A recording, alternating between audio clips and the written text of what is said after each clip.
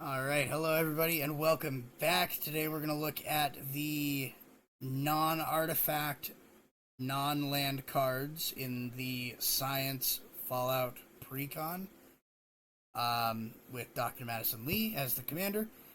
We're going to look at the instant sorceries, enchantments, creatures, and remaining non-artifact legendary creatures in this deck.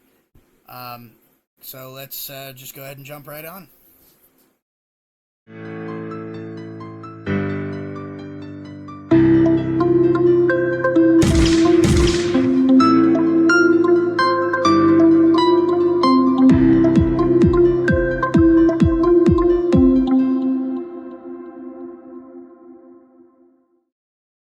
Alright, first up we have the Red Death Shipwrecker. It's a 2-cost Izzet, which is blue-red, 1/3, with an ability called Alluring Eyes. It has tap this creature, goad target creature an opponent controls. That player draws a card, you add red mana.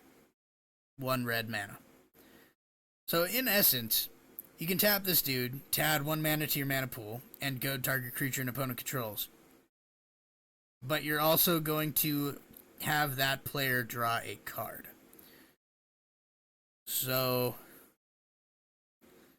I mean, sure, but you're not giving yourself the card draw on this. You're just giving yourself a little bit of mana. So that's very, very nice and helpful to your opponent as well as it is for you. Sure, goad, you can kind of control the combat a little bit and be like, hey, I'm going to draw this creature out. But at the same time, if you're playing in a multiplayer game, goad means that it can't attack you, so you can't goad a creature and have it attack you or force it to attack you so that you can block it and kill it. You can goad a creature, and then their opponent will be able to decide whether it which of your other opponents it will attack, and if there are no other opponents, then it'll attack you. So I don't know. For a 2-cost, we could just as easily put like Fire Diamond in here or something like that. You know what I mean? Where you'll be able to just tap that. It's a 2-cost artifact that taps for a red without all the other things that this deck really doesn't capitalize on. Alright, next we have Sentinel Sarah Lions. This is a 5-cost Boros, which is blue-red, 4/4 with haste. As long as an artifact entered the battlefield under your control this turn, creatures you control get +2/+2. That can be very, very nice and powerful. Battalion, whenever Sentinel Sarah Lions attack, and at least 2 other creatures attack. I can't speak right. Sentinel Sarah Lions deals damage equal to the number of artifacts you control to target player. This can be a game winner. Right here, this one. Can. And it says to a player. So, it's not each player, it's single player. But, this can get big. This can get really big. As long as you're playing an artifact every turn, you can keep your creatures nice and big, have more swinging power, and whenever you're swinging with a crew, you can deal a solid number of damage, depending on how many artifacts you have out. For a 5-cost, I'd say it's definitely worth having in here, especially since comparatively to the other cards in this deck, this is one of this is a very good game winner here. Next up, we have James Wandering Dad. Is a 3-cost 2/4 that has tap, add 2 colorless, and you may spend this mana to activate abilities. Only to activate abilities. Or, instead of playing him as a creature, you can play him as an instant, which is with a blue X cost. And you can... so when you do that, you will investigate X times, and then exile this card, and then you may cast the creature from exile. So you can play Follow Him, right, which is the blue X, investigate X times, And when you do that, you're going to exile James. And then later on, you can tap 3 and play from exile as a creature, James, back onto the battlefield. Mana Rock, solid. Spend this mana only to activate abilities. Alright, that's fair. I was just thinking there's not a whole lot of abilities. I mean, there's a fair few, but that this deck has where you're paying mana to activate them. You got the vending machine. You've got some of your mana, not some mana. Anyway, there are a few of them in here, but I feel like you could find something a little bit less situationally, dependent on what you have on the field. Next up, we got Arcade Ganon. Is a 4-cost Azorius, which is blue-white 2/3. Tap to draw a card, and then discard a card. Put a quest counter on Arcade Ganon. Once during each of your turns, you may cast an artifact or human spell from your graveyard with mana value less than or equal to the number of quest counters on Arcade Ganon. Most, not all, but most of the non-artifact creatures in this deck are going to be humans.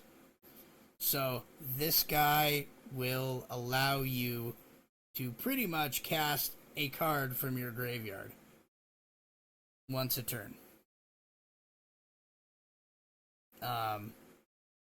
As long as its mana value is less than equal to the number of counters that you have on him.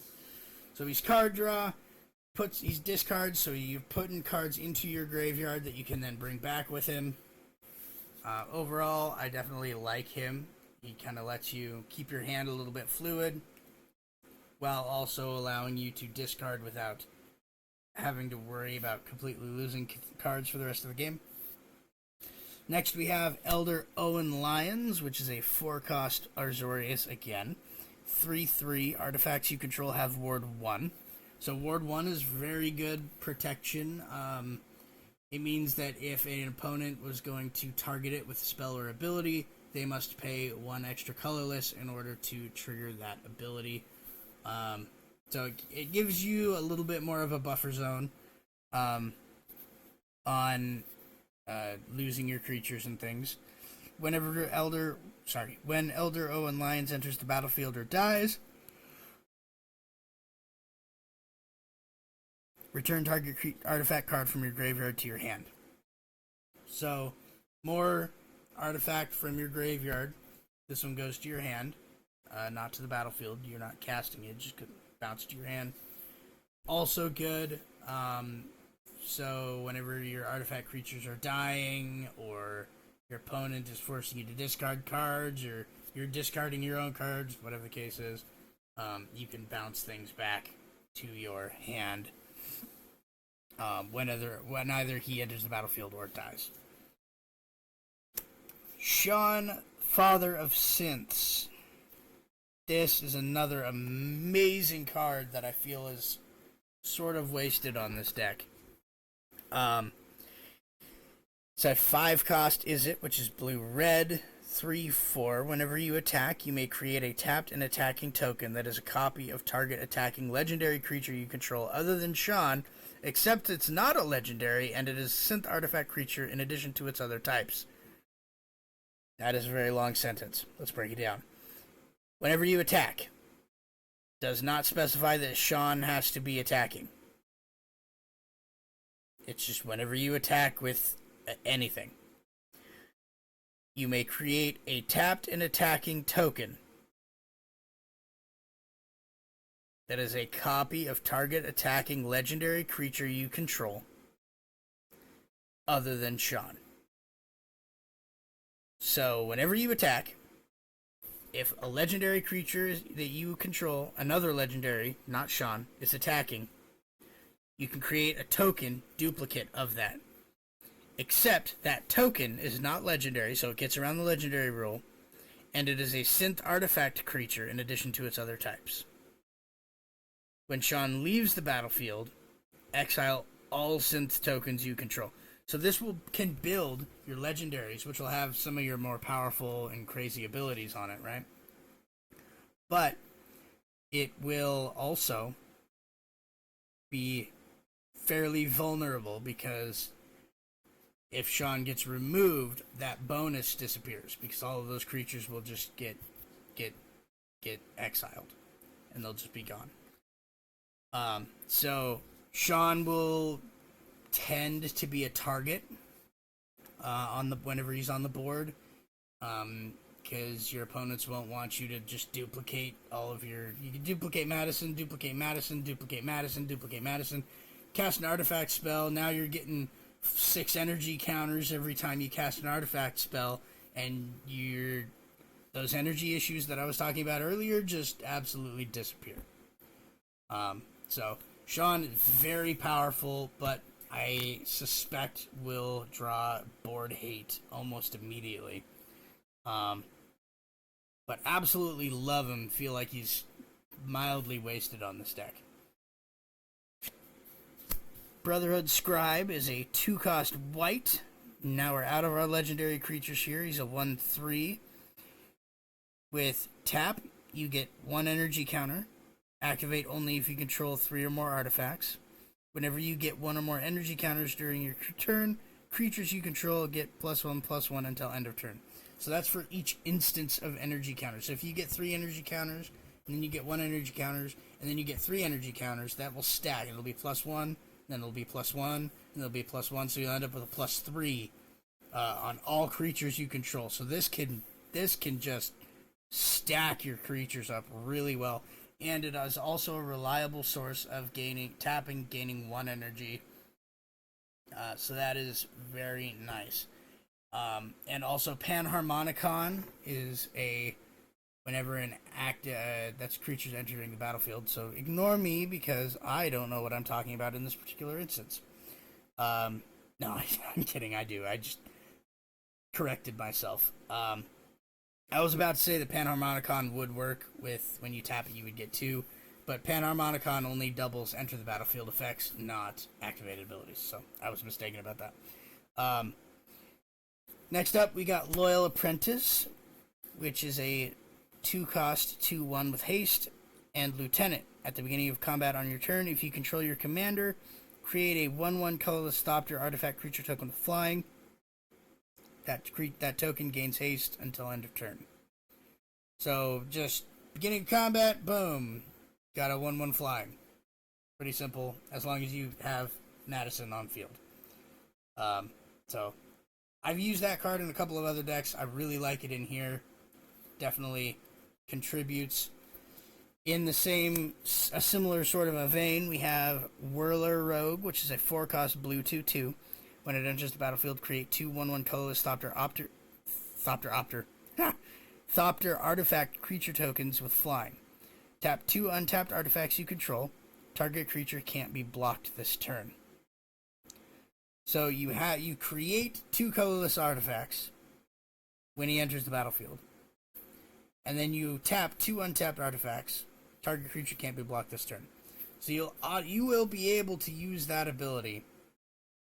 But another thing to keep in mind is it doesn't say artifact creatures. It doesn't say tap 2 artifact creatures you control. It says 2 artifacts. So you can tap artifacts that are static, that don't have abilities that make you tap them, and you can just tap them anyway, like Panharmonicon, for example, and that will still work if you tap 2 of them and give target creature unblockable, and still have your 2 1/1 flyings that you can swing with or do whatever else you want with. So anyway, for a 4-cost, definitely, I like it, honestly, because you can tap those 1/1s when they die. You can tap other things. You definitely have enough artifacts in this deck to roll with that. So that's all the creatures in the non-artifact creatures in this deck, is just all of those. Now we're going to jump right into the instance, kind of plugging right along here. Crush Contraband is a 4-cost white instant that allows you to choose one or both. Exile target artifact, exile target enchantment. For a 4-cost, being able to exile 2 things That's okay. It's not a board wipe. There are 4-cost white board wipes at that level. But it's a lot more controlled, so you're able to keep your board state. Um, Definitely think that it's a solid addition in here, especially when you think about the fact that most targeted removal is 3 for 1 target, and this is 4 for 2. So I definitely enjoy having that one there. Next one we got Dispatch, is a 1-cost white, tap target creature. If you control 3 or more artifacts, exile that creature. The likelihood that you're controlling 3 or more artifacts at any given point in this deck is pretty solid and reliable. So basically, pay 1, exile target creature. Almost a Swords to Plowshares, but not quite. It's actually slightly better because your opponent is not gaining life when that creature gets exiled. Speaking of Swords to Plowshares, there's our 1-cost white instant, exile target creature. Its controller gains life equal to its power. So we got a number of these that are targeted control here, which is good. In the same line, we have Bottle Cap Blast, which is a 5-cost red instant with Improvise. Your artifacts can help for each one you tap. As you're casting the spell, it pays for 1 colorless mana. Bottle Cap Blast deals 5 damage to any target. So a planeswalker, creature, opponent, whatever. If excess damage was dealt to a permanent this way, planeswalker or creature, create that many tapped treasure tokens. So you can get a little bit of ramp back, depending on how much excess damage that it deals. So it'll kind of refund itself. So if you look, it's 5 cost to deal 5 damage, and then for every damage that it doesn't deal, you get a refund in the form of a treasure token. So that can be kind of interesting, actually. Alright, next up we got our counter spell for the deck. Our singular counter spell in this deck, which is Electrosiphon, which is a blue-red instant counter target spell. You get a amount of energy counters equal to its mana value. That can be pretty good for end game. You know, you can counter, somebody plays Ulamog or whatever, you counter it, gain 12 energy counters, and then you can really kick your deck off there for a minute. So definitely like having that one in here. I would kind of like to see a little bit more counter spells, but that it was not in the deck that they designed here. We got Thirst for Knowledge, is a 3-cost blue instant. Draw 3 cards and then discard 2 cards unless you discard an artifact card. So draw 3 cards, and then you can either discard 2 cards or discard 1 artifact. Choice being yours. We have Glimmer of Genius, is a 4-cost. Scry 2, then draw 2 cards, and then get 2 energy counters. I like this one. It's a 4-cost though, but you're getting the energy counters, and not only are you drawing 2 cards, but you're scrying 2 immediately before. So if you scry 2 and you decide that you do or don't want those cards, you get a little bit more control over the 2 cards that you're drawing. So I definitely like having that little bit of a top deck control feature there. We have our 4-cost Unexpected Windfall. Is a red instant. As an additional cost to cast the spell, discard a card, draw 2 cards, and create 2 treasure tokens. So now we are essentially paying 2 to discard a card and draw 2 cards and have 1 extra mana that we can hold over till next turn, or we can immediately flip it for to change the color of mana that we spent on it, whatever the case we want to do. I definitely think that one is useful here. And that is the last instant in this deck. All we got left is sorceries and the enchantments and the lands here. So, first sorcery of a grand total of 4 is Wake the Past, is a 7-cost Boros sorcery.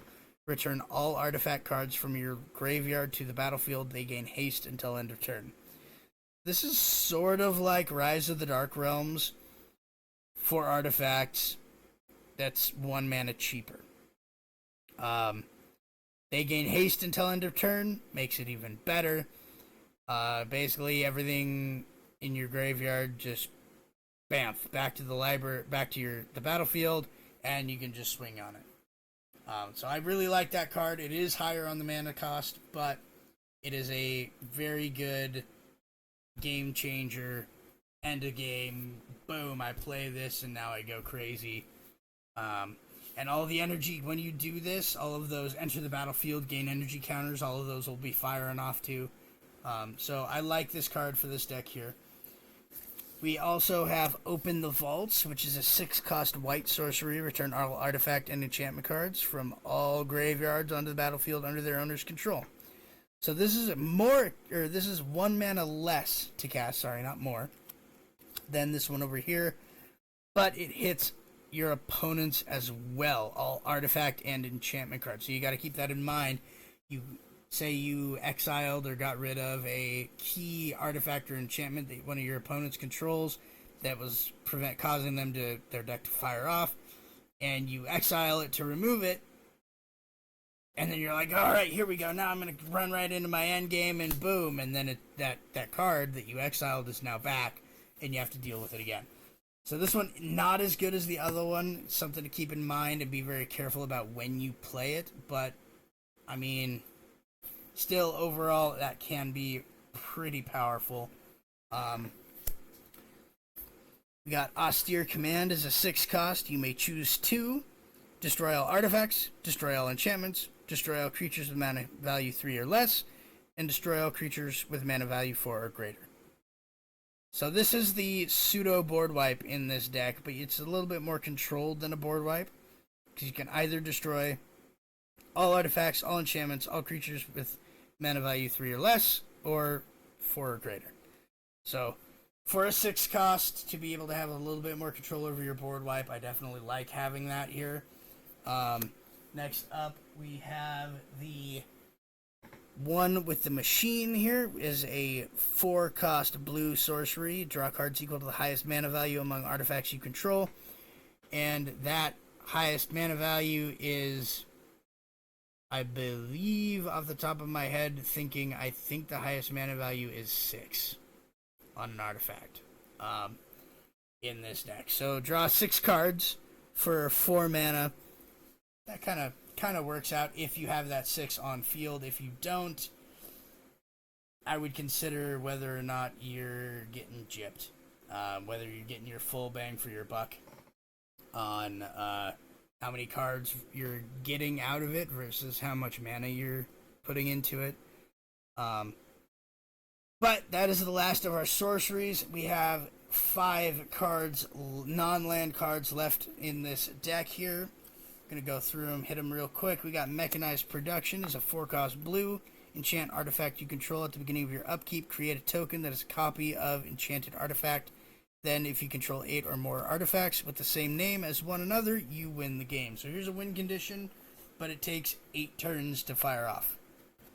So if you can hold the game for 8 turns, then it'll win it for you. And if you can't hold the game for 8 turns, well, it's just token genning, which is very useful, nonetheless. Even if you're not using it as a win condition for a 4-cost, I think that this is really great. So you put this on a creature that is, when it enters the battlefield, it's genning you a whole bunch of energy counters. You're golden. Put this on Behemoth of Vault 0. When it enters the battlefield, you get 4 energy counters. So now, at the beginning of each of your upkeeps, you're getting 4 energy counters and an extra 6/6 creature, which is fire, in my opinion.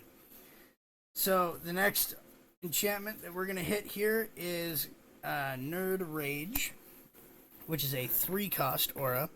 When it enters the battlefield, you draw 2 cards. Enchanted creature you have no maximum hand size. And whenever this creature attacks, if you have 10 or more cards in hand, it gets +10, +10 until end of turn. So, if you can hold on to cards in your hand, and you play this aura, maybe on a commander for commander damage, or on a very large creature, maybe like Liberty Prime. Turn him into an 18/18. It's fantastic. But you got to make sure that once you play this, if you're using this to go for a win condition, you got to make sure that you maintain 10 cards in your hand and you don't play spells and bring yourself underneath that, because then at that point you'll lose that +10/+10. So, something to think about, keep in mind here. We have Overencumbered, which is a 2-cost aura white here. When Overencumbered enters the battlefield, enchanted opponent creates a clue token, a food token, and a junk token. At the beginning of combat on enchanted opponent's turn, that player may pay 1 for each artifact they control. If they don't, creatures can't attack this combat. This will protect not only you, but also your opponents. And so, it will also be a detriment to your opponents. But, say it's, you're in a 4-player game, and you take your turn, you end your turn, and the next player goes, and it's their turn. And they cast spells, but they don't have enough mana to pay 1 for all of their artifacts in order to attack. Not only can they not attack you, but they also can't attack your opponents. It says creatures can't attack this combat, period. So even if they don't attack you, they can't attack anybody unless they pay that extra mana there. So that will buy everybody it'll buy everybody more time by forcing them to either pay mana or just sit there and bide their time, but that won't hit you. So, and the other thing too is I said that wrong. This is an enchanted opponent. So it's only specific opponent. It's not all of your opponents. You can just shut one player down with this if they aren't willing to pay the mana into being able to attack you. Sorry. Very powerful in a one-on-one, also pretty powerful in a multiplayer. Just kind of be like, hey, don't cast as many spells if you want to attack. So the last 2 enchantments here in this deck, we have 2 vaults. The first one is going to be Vault 13, Dweller's Legacy, which is a 4-cost white. Its phase 1 is for each player, exile up to 1 other target enchantment or creature that player controls until Vault 13 leaves the battlefield. Its phase 2, you gain 2 life and scry 2. And its phase 3, return 2 cards exiled with Vault 13 to the battlefield under their owner's control, and put the rest on the bottom of their owner's libraries. So this is kind of like a temporary, I want to get rid of these cards for 3 turns. And then some of them will come back, and the other ones won't. So it depends. If you're playing against more opponents, this card will give you a lot more mileage. But if you're playing against just one-on-one, you'll only be able to exile 1 card, and that card will just end up not being exiled, because it'll end up coming back to the battlefield at the end, because you have to choose 2.